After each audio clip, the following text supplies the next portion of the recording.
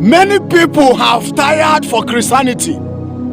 Some of them, not all of them, not that they hate Jesus Christ or they hate God. Some of them say that I will no longer go to church again.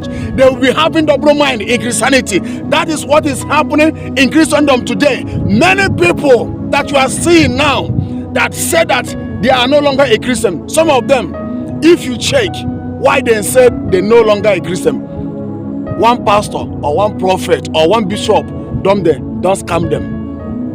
Not one pastor, not two pastors. Many of them don't meet many pastors, and all the pastors they met collected money, eat their money. They say, oh no, I'm no longer a Christian anymore. That is what Bible says, that iniquity shall abound the earth and love of many shall wax cold. Iniquity inside the church.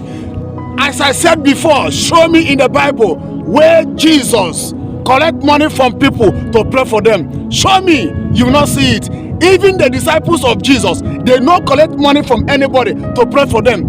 Even when Jesus died, the disciples do not collect money from people to pray for them. But in this generation, many people use Christianity as business, scamming people.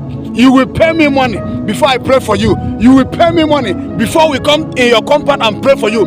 This is not Christianity. Go to TikTok on social media. Go to TikTok. You will see prophetess and prophet. They will come online telling you, send me a big gift. If you send me gift, I'll prophesy to you. Send me coins. Send me coins. They will asking people for money to prophesy to them on TikTok. Go to TikTok. You will see what I'm telling you. This is not what Jesus taught us.